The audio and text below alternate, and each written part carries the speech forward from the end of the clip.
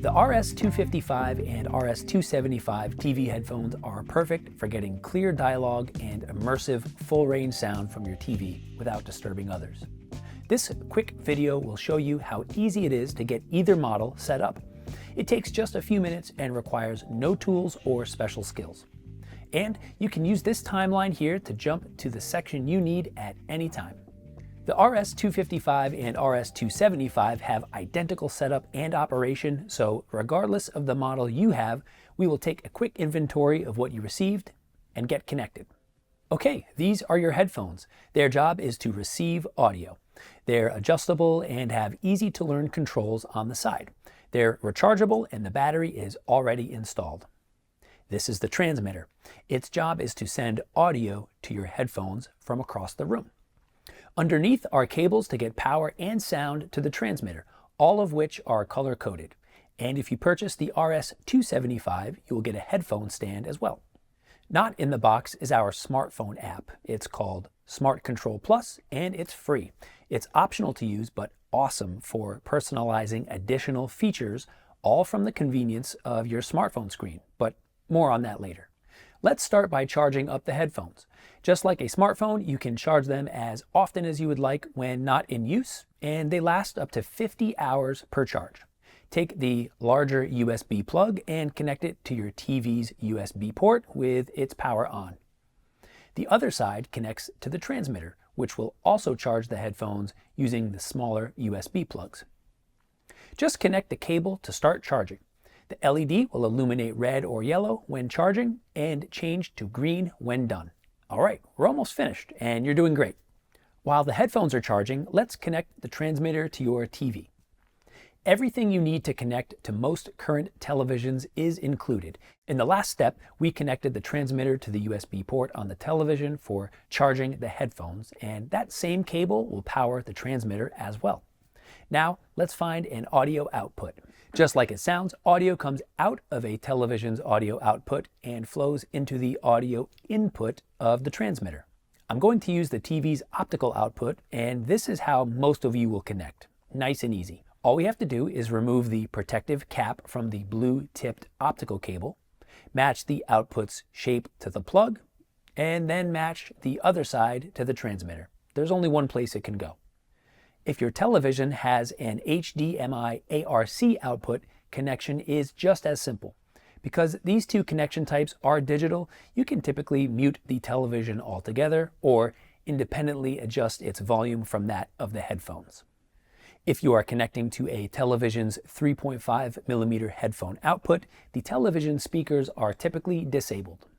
This is also true if you are listening to a laptop, portable projector, AV receiver, and so on. Just locate the headphone output and use the included cable to get audio to the transmitter.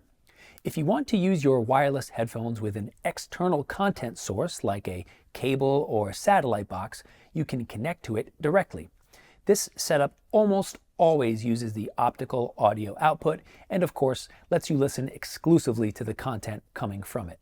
Television USB ports do not send any audio, but those on your computer will, meaning you can use your PC or Mac as both a power and audio source with one cable. Once connected, go into your computer settings and set the output to the BTA1 transmitter. You can even leave multiple sources connected and switch between them with the tap of this button. The transmitter automatically detects audio signals and when it does, starts broadcasting it. Just make certain your source is switched on and the correct output is chosen. If you haven't, you will see this signal to remind you to check again. Okay, you are ready for the first listen. The first time you use the headphones, you want to charge them all the way like this. Out of the box, they are already connected to your transmitter, so press and hold the button to turn them on, just like so. After a few seconds, you should hear your audio. You can adjust the volume up or down here, and this button can do several things which we'll cover later. Turning them off is a 3-second press, or automatically after 15 minutes without audio. At the transmitter, you can select your audio source and activate two different sound features. If you struggle with hearing dialogue in shows or movies, enable speech clarity mode.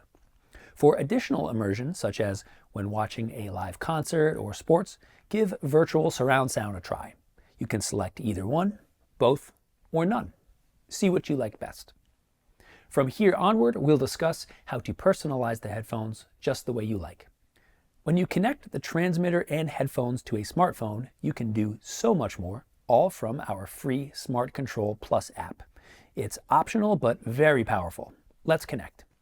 Once the app is installed, put the headphones into pairing mode by holding this multifunction button for about 7 seconds until the LEDs flash like this. Do a device scan and select the HDR 275. Open the app and now you have control over how the headphones function, as well as the ability to take calls and stream audio from your entertainment apps.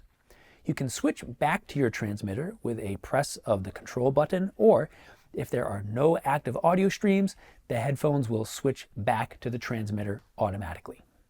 In the app, let's review the features of these headphones. The Connections tile shows you the devices linked to your headphones, including the option to volley between devices using multipoint. The Auracast tile allows you to point the headphones to other Auracast broadcasts like the one coming from the transmitter. My Sound offers an equalizer, sound profiles, and hearing enhancement. If you struggle to hear speech, these modes will offer you a boost. Hearing profiles will adjust the overall timbre of the headphones. Speech clarity enhances spoken word to your satisfaction, and the noise suppression mode reduces background noise while combining the stereo sound into a mono one. It's great for classic movies and broadcasts when some additional focus is needed because of noise in the signal. If you actively use these hearing enhancements, you can toggle them on and off with a quick press of the power button. Transparency mode lets you listen privately while mixing in some sound from the world around you.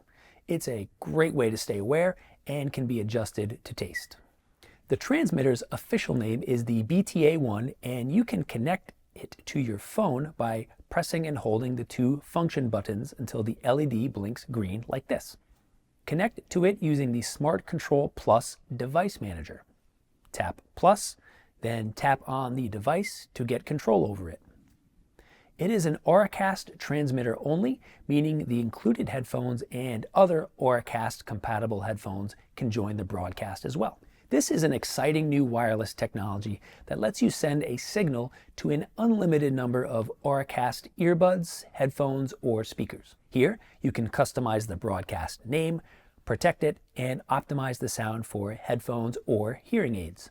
The sound modes and source input can be changed from your smartphone as well as the transmitter, just like this. And compensating for any delay in video can be applied here too. Here are a few tips and tricks to get even more out of your new wireless TV headphones. If your transmitter is out of reach, you can always charge the headphones at your bedside table, for example. Just plug in our USB Type-C cable to a charger as you would a smartphone. Similarly, you can power the transmitter from a USB adapter or PC if you do not have access to a USB port on your television, or if the port shuts down when turned off. The earpads are detachable should you ever need to replace or clean them. Just pinch and pull. They slide on and off just like that. The battery inside is also replaceable, letting you keep these headphones in your setup for years to come. The transmitter needs an audio signal to broadcast, so remember to start or restart your content if you switch from one source to the next but don't hear anything. The transmitter can accept a Dolby encoded digital signal, and your television typically does all of the work here. But if you don't hear anything, you may need to toggle the sound format, either Dolby or PCM, in your television's settings menu. If you have any questions, you can contact Sennheiser Hearing Support, and feel free to bookmark this video for future reference. Happy listening.